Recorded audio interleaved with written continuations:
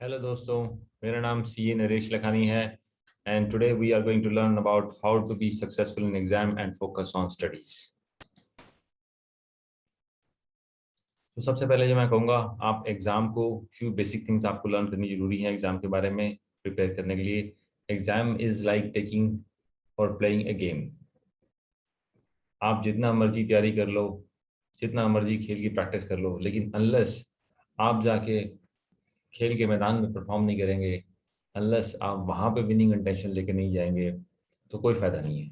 तो कई बार होता है, हम सोचते हैं अभी एग्जाम मत हो, कल हो जाए, परसों हो जाए। प्लीज आप इसको एक एक शॉर्ट टाइम लेके चलो। जैसे वनडे क्रिकेट आप खेलते हैं, प्रैक्टिस करते हैं, या आईपीएल में प्लेयर खेलते हैं, इतनी शोशाबाजी होती है, बट जस्ट इमेजिन करो साल प्रैक्टिस करते रहें और उसके बाद कुछ हो ही ना, गेम एक्चुअली ना हो, तो सबको फ्रस्ट्रेशन होती है, सबको बुरा लगता है। इसी तरह से आपको भी ऐसे ही फीलिंग होनी चाहिए, मैं एग्जाम जो है ना, मैं तैयारी कर रहा हूँ, लेकिन जो एक्चुअली जो उसका शो टाइम होगा, जब एक्चुअली मेरी परफॉर्मेंस को जो है जज किया जाएगा, और जब एक्चुअली मैं निकल के आऊँगा, जैसे कहते हैं सोना चमक के आएगा, वो एग्जाम और एग्जाम के रिजल्ट के बाद ही आएगा। तो सेकंड थिंग मैं सबको बोलता हूँ कि अपनी लाइफ को जो है, आप अपने आप को एक सीईओ समझो, अपना सीईओ का एटीट्यूड रखो। जो सीईओ होता है वो फेलियर सक्सेस सबके लिए रिस्पॉन्सिबल होता है। सिमिलरली आप भी एग्जाम की जो है फेलियर सक्सेस हर चीज़ के लिए आप रिस्पॉन्सिबल हो। कोई भी चीज़ है, कोई प्रॉब्लम है, उसका सोल्यूशन ढूंढो, उसको आप गिव अप मत करो, आप इंचार्ज। और एग्जाम के लिए मैं सबको बोलता हूँ, आपकी जो भी वीकनेसेस है पहले उस पर फोकस करो। For example, when I was student, I was very very bad in English.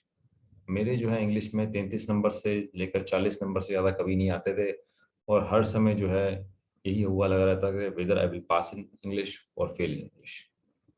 And it was to that extent कि मेरे बाकी सब्जेक्ट भी इम्पैक्ट होते रहते थे, और साइंस, सोशल स्टडीज़ और मैथमेटिक्स की ज्योमेट्री वगैरह जो इंग्लिश में होते थे, उसमें भी मैं परफॉर्म नहीं कर पाता था, क्योंकि मुझे क्वेश्चन समझ ही नहीं आते थे।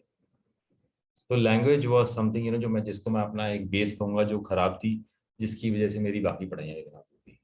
तो पहले आपको अगर ज़्यादा तो कोई प्रॉब्लम है, ज़्यादा चीज़ों में इश्यूज आ रहे हैं, तो पहले आप फोकस करोगे। आपका अगर बेस खराब है तो एक लेवल, दो लेवल नीचे जाओ और उसकी पहले तैयारी करो। पहले बेस ठीक करके आओ, फिर ऊपर जाओ। कोई बात नहीं, आपको 2-4 महीने बेस ठीक करने में लग जाएंगे, कोई प्रॉब्लम नहीं, लेकिन at the end of the day एक बार आपकी नींव ठीक हो गई, तो पूरा ऊपर का ऊपर जो मकान है वो पूरा एकदम बढ़िया ही खड़ा होगा। और कई बार आदमी थक जाता है, परेशान हो जाता है, मैं कहता हूँ नो क्विटिंग, ओनली रेस्टिंग। और जो लोग जितनी मेहनत करते हैं ना, और लॉ ऑफ अट्रैक्शन है कि सारी जो दुनिया की कायनात जो है ना, वो आपको विक्ट्री के लिए काम करना शुरू कर देते हैं जब आप मेहनत करते हो, जब दिल से किसी चीज़ को चाहते हो। अब इसके लिए और क्या क्या आप कर सकते हो, जब एग्जाम के लिए कोई भी चीज़ जो है ना, प्रोक्रास्टिनेशन जिसको बोलते हैं, कि आज के काम कल पे छोड़ देते हैं, please no, that is big no. आप टाइम पे शेड्यूल बनाइए, आप मंथली, वीकली, डेली उसके ऊपर काम कीजिए। डिस्ट्रैक्शंस जितनी भी आपके घर में, आपका सेल फोन है, स्टडी रूम में और भी कोई चीज़ें आपको लगता है जो जो आपको परेशान कर रही है, आप खिड़की के पास हो और खिड़की से कोई ना कोई आता जाता है, आपको दिखता है, आपकी डिस्टर्बेंस होती है, या आवाज़ बहुत ज़्यादा आती है, पार्क के सामने बैठे हो तो दूसरा कमरा है, तो प्लीज़ इनको, सोशल मीडिया को मैं सबको बोलता हूँ, हो सके तो आप अपने एप्लीकेशंस को रिमूव कर दो, थोड़ा सा दूर हो जाओ, और एटलीस्ट फ़ोन को दूर तो रखो। और एक टाइम पे आप एक ही सब्जेक्ट को फोकस करो, ये नहीं है कि एक दिन के अंदर चार चार सब्जेक्ट के बारे में, जो सब्जेक्ट पढ़ रहे हो उसी के बारे में फोकस कर लो। और फेलियर के लिए कोप अप करना सीखो, बड़ा इंपॉर्टेंट है जी। बंदा जो है ना, सक्सेस के लिए तो बंदे रेडी होते हैं, बट फेलियर में आदमी रेडी नहीं होता। फेलियर आपको सिखाता है, और फेलियर आपको एक तरीके से एक पक्का इंसान बनाता है। और फेलियर सबको आता है, मैं कहता हूँ फेलियर मिले, लेकिन उसको कोप अप करना भी आपको आना चाहिए। अब एक और बेसिक थिंग है, कई बार क्या होता है एग्जाम के अंदर प्रॉब्लम्स आती हैं, इश्यूज आ जाते हैं, क्वेश्चन पेपर बड़ा मुश्किल आ गया, या क्वेश्चन पेपर बड़ा आसान आ गया। खास तौर पे जो मुश्किल आ गया प्रॉब्लम, वो प्रॉब्लम आपके लिए नहीं है, सबके लिए प्रॉब्लम है, तो टेक इट इजी। या फॉर एग्जाम्पल कोई और कठिनाई आ गई, कोविड आ गया, एग्जाम पोस्टपोन हो गए, सबके लिए आए हैं, आप ज़्यादा टेंशन मत लो। अगर आपकी अपनी प्रॉब्लम है तो सोल्यूशन फाइंड करना है, और अगर सारी दुनिया की प्रॉब्लम है, सबके ऊपर पड़ गई, तो और आपके पास कोई सोल्यूशन नहीं है, तो उसके ऊपर रिलैक्स हो जाओ। आपकी छत गिरेगी तो आपको भागना है, बाहर कोई सिचुएशन ऐसी जिसको आप कंट्रोल नहीं कर सकते हैं, तो प्लीज रिलैक्स हो जाए। उसके बाद है कहीं ना कहीं आपको पॉजिटिव माइंड से जाना पड़ेगा, आपको पीसफुल माइंड रखना पड़ेगा, आपके पास कांस्टेंट एनर्जी रखनी पड़ेगी, आपको बेस्ट आपको एक्सपेक्ट करना पड़ेगा, तभी बेस्ट होगा। आप लेस देन बेस्ट अपने से एक्सपेक्ट मत करो, आप डिफीट में बिल्कुल बिलीव मत करो। आप जब एग्जाम की तैयारी कर रहे हो आप ये लेके चलो मैं पास होऊंगा और अच्छे नंबर से लूंगा।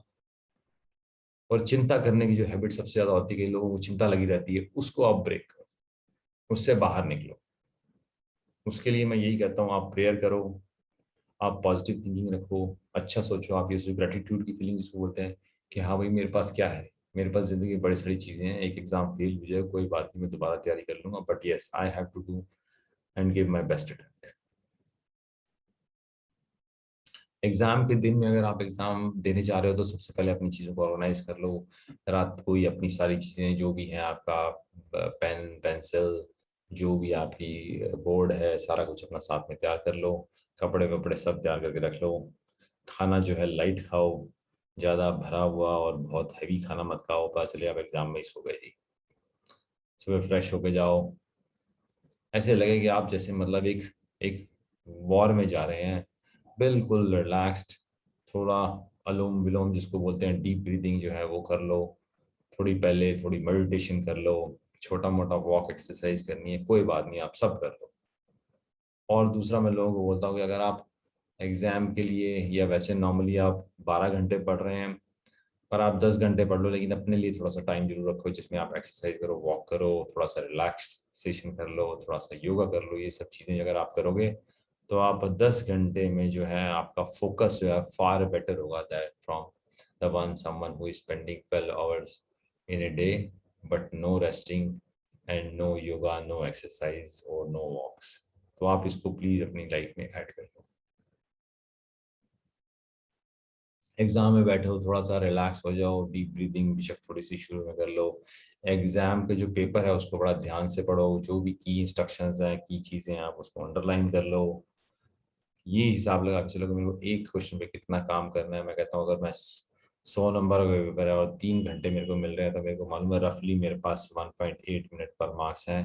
तो एग्जैक्टली 1.8 मिनट तो नहीं होगा लेकिन स्टॉप वॉच के साथ, लेकिन आपको ध्यान रख लो कि हाँ भाई अगर 10 नंबर का आ रहा है तो मैं कहूँगा मैं 15 से लेकर 25 मिनट के अंदर मेरे को खत्म करना ही करना है। कोशिश करो 15 के अंदर खत्म कर लो ताकि आपके पास रिवीजन का टाइम भी मिले।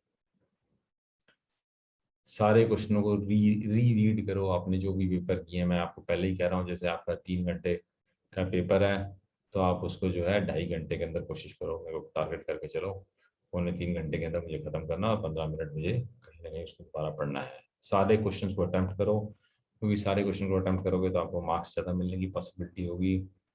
एग्जामिनेशन के बाद जो है ना लोगों से डिस्कस मत करो, ये ठीक नहीं हुआ वो ठीक नहीं हुआ, ऐसा होना चाहिए था वैसे होना चाहिए। चुपचाप आओ घर में अगले एग्जाम की तैयारी कर लो, नहीं तो ये पेपर खराब हो गया ये क्वेश्चन खराब हो गया, पता चले आपका जो है मूड ही खराब हो गया और नेक्स्ट पेपर देने लायक ही नहीं रहे आप।